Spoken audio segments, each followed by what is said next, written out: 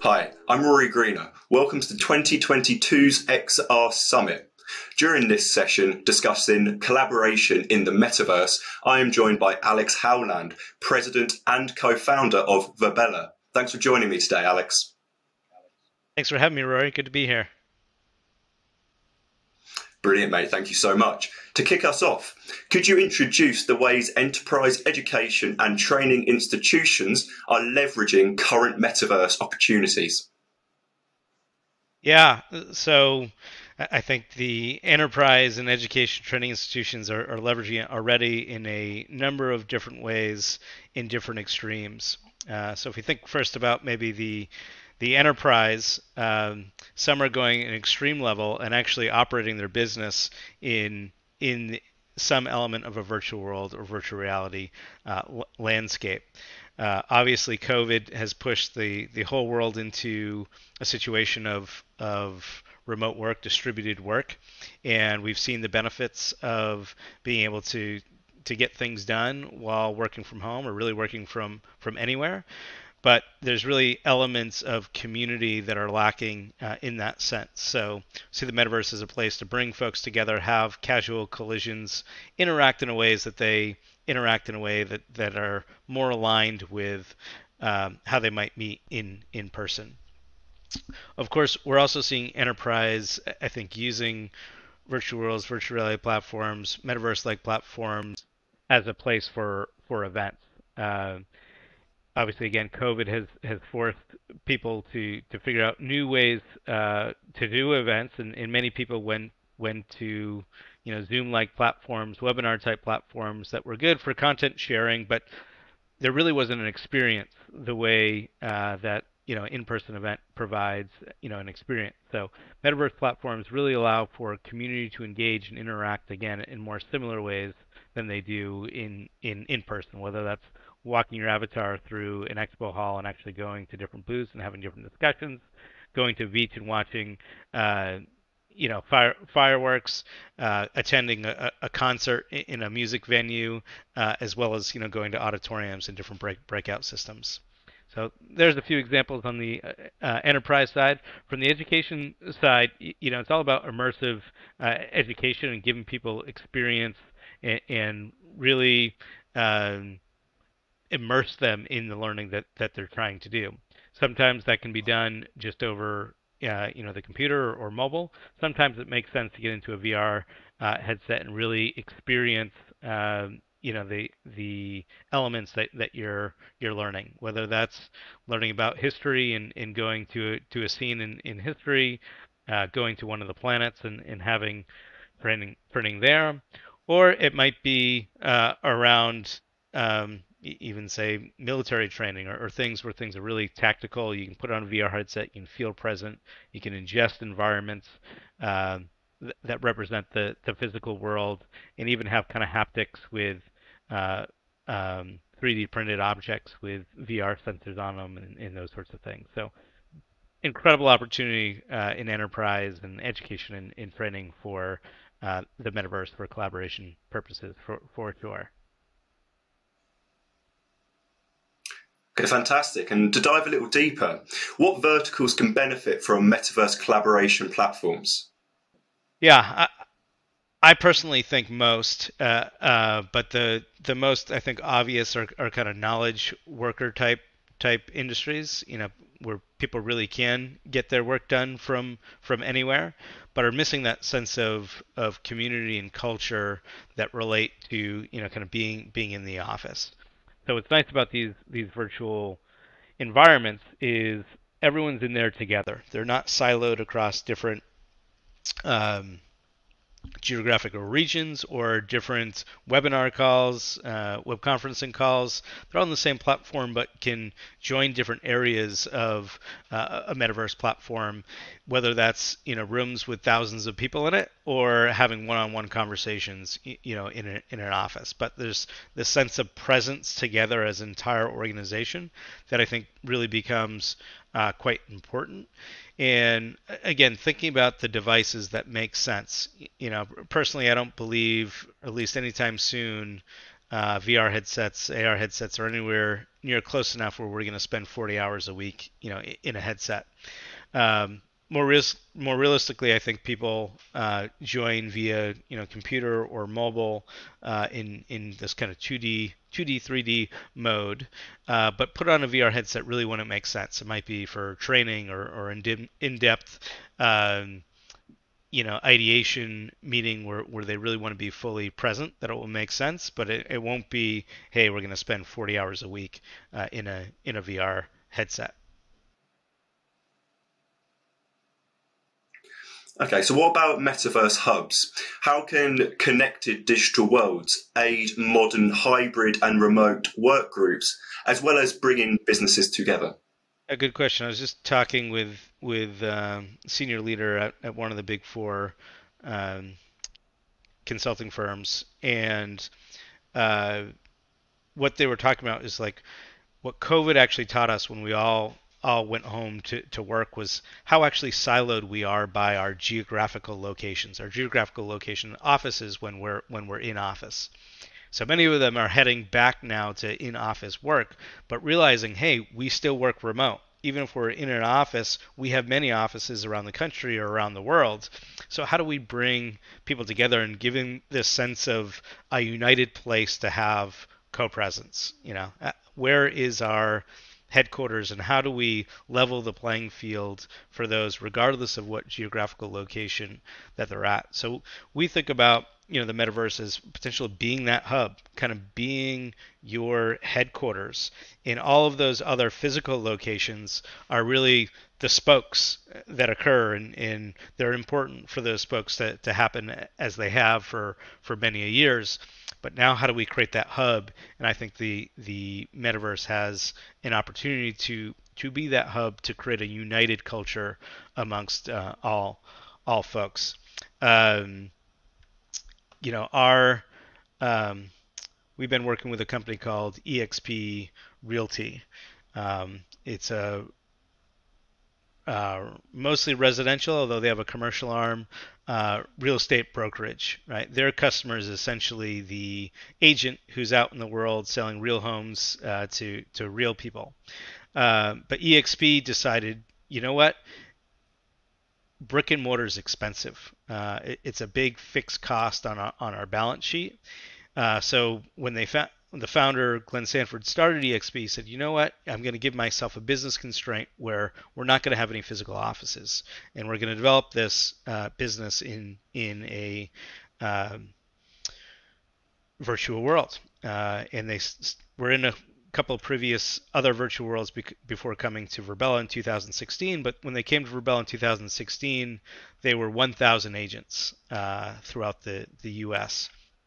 Today, about 6 years later, they're over 83,000 agents, so 1,000 to 83,000 agents, uh, all over the U.S., Canada, and actually during the global pandemic, they expanded into over 20 new countries. So they have these hubs, right? Pockets of realtors really all over the world now, but they all come to a central metaverse for their organization for community and culture. And not only are they the fastest growing real estate company, I think probably in the world, they're the only one of size that's, when we think of like the Redfins or the Compasses of the world, at least here in the States, a lot of those burn a lot of money because they're investing in physical offices. EXP is actually cash flow positive. They are not only cash flow positive, they're a GAAP profitable company, which is incredible and will give them incredible advantage, particularly in an economic downturn where they don't have debt on their balance sheet, right? And they can continue to expand without having to grow fixed costs. So it's working from a financial standpoint. I think also interesting is it's working from a human standpoint. They've actually been voted Glassdoor's best place to work the last 5 years running. So I consider them the first business of size, multi-billion-dollar business that runs their complete business in the enterprise metaverse. they're doing their board meetings, their leadership meetings, their recruiting, onboarding of agents, tons and tons of hours of learning and development, support with transactions, all within the platform. And they're doing it in a way that's successful from a financial standpoint, a growth standpoint, and their people are happy, with their people reporting them, through their evaluations, allowing them to win Glassdoor Best Place to Work 5 years in a row. I think is pretty remarkable and shows the opportunity. Like if that can be done with the existing state of technology, think as technology keeps getting better, hardware keeps getting better, internet keeps getting better, 5G comes along, think of the opportunity that's possible for many different companies in many different industries. It's, I think, really exciting. That is really exciting. And I feel like the idea of these bespoke borderless virtual offices are very appealing to a lot of businesses, especially with the emergence of the technology. Just to break that down a little bit more, how could a company get started with Virbela or perhaps a similar metaverse collaboration platform to create their bespoke digital office? Yeah, good question, right? And I was just talking about EXP. EXP grew up on the platform, right? So, they're very used to doing it, right? Whereas a lot of these big organizations aren't used to or did not grow up on these platforms. So the org change process to get there is a big leap. My background is actually as an organizational psychologist, so I think a lot about org change and the psychology of people going through that change. And what we've found works well is thinking out kind of bite-sized pieces. Like how do you dip a toe in and get some momentum versus saying, "Hey, we're going to close down, our webinars, or we're going to close down our physical offices, and we're all going to go home and get into the metaverse." That's a big leap for a lot of people and probably quite disruptive for a lot of organizations. So what we find works well is starting off with some element of the employee experience journey. So it might be doing some events around recruiting. It might be doing some onboarding. It might be doing sales kickoff meetings or events with leadership. So really finding things that are kind of quite tactical and can be quite tailored, often in the form of events, as a way to people get some exposure and some experience in the environment. And very quickly, what happens is lots of creativity immediately starts happening. So like, oh yeah, this was great for case A, but I think we can also do case B, right? And the ideation and creativity elements happen really, really quickly, where we start to see a lot of our customers getting requests from different parts of the organizations. Hey, we want to use the our metaverse environment for this. We want to use it for team meetings. We want to use it for some onboarding events. We want to do it for this training, and they kind of snowball off of each other.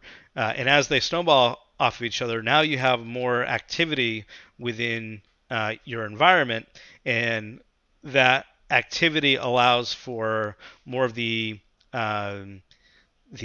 water cooler type moment. It's the collisions that you see in the office that we've been missing in a distributed work environment that start to happen in that environment that lead to, again, greater connection to the environment, more understanding of, hey, this isn't about cartoonish looking avatars, but rather it's about community. It's connecting with the folks in our organization and really being cognizant about our brand and our culture. Brilliant. And going off that idea of connected individuals, could we talk about bringing events to the metaverse? You've touched on this briefly, but over the past year, we've seen a mixture of results and a mixture of platforms. How can businesses save expenditure while still providing a high quality experience? Yeah, also great question. So, events, I think, again, is an important way and a great way to kind of dip toes into metaverse like experiences. And what we coach our clients on is, hey, this is going to be, just as much planning and effort as it is a physical environment. If you think this is going to be the planning of a webinar, it's a different category. Do a webinar if that's really kind of the level of effort and planning that you want to do. But if you want a real experience, more similar to something that you can get in the physical world. It takes a lot of preparation. It takes a lot of getting event staff and support and your presenters, ready. Um, but there are services to help you do that. So with all of our clients, part of our offering is having a team of experts of running events who are going to help pre-event, during the event, everything from concierge, welcoming people who arrive, making sure they feel comfortable, answer any immediate kind of questions that they might have, as well as support for the speakers, the various different stages, as well as really consultative design of, hey, if you're going to bring 1,000 avatars into an auditorium and that's the extent you're going to talk to those 1,000 avatars, again, you might be better off just doing the webinar. Let's really think about how we make this an experience where you might still have, subject matter experts or leadership talk to those 1,000 people in an auditorium, but let's also do breakout groups. Let's do scavenger hunts. Let's have an entertainer come in, whether it's a comedian or a musician, DJ, whatnot. Have some fun elements. Let's make sure there's opportunity for social interaction amongst the participants, so they're really getting the value in that experience of being in these environments that provides the benefit versus just knowledge, content sharing out to the audience. So we've seen customers who either are in the business of events and they've actually found that they can get increased sponsorship dollars in the platform by renting out booths in a virtual exhibit hall and charging more for those booths than in physical environments. We've also had clients run internal events where their savings from a travel and event standpoint saved them over $1 million, in a single event by doing it in this environment. And the results were still that, oh, we feel like we had the same level of connection and experience, in a way that would be the physical world without having, the day off or 2 days off for travel on the front end and the back end of the event, without the costs of hotels, airfare, both the monetary expense as well as the emissions expense from a carbon footprint standpoint. So some customers saying, hey, we got almost a full experience here, saving a ton of money, fun experience, and we don't have the jet lag in the time to and from, so we get to save time, money, as well as be better for the environment. I think we'll continue to see increased kind of creativity in these events, in the blend of what are the elements of fun and interaction, as well as the more kind of business case of breakout scenarios, content, knowledge sharing in the environment. But yeah, we or our customers and partners have held thousands of events since the pandemic have hit, from maybe less than 100 people to over 12,000 people over the course of a few days, and they're quite exciting and challenging, but also rewarding in the results that we're seeing. Cool, fantastic, mate. It's brilliant to hear such an experienced insight. I think there's a lot to take from that. So let's round things off. Obviously, this technology is emerging. What do you feel, or what does the future hold, for the future of metaverse collaboration? What are your quick predictions and expectations? Yeah, my predictions in terms of where this is all going to go. You're going to see, we already are seeing lots of noise and new folks coming into the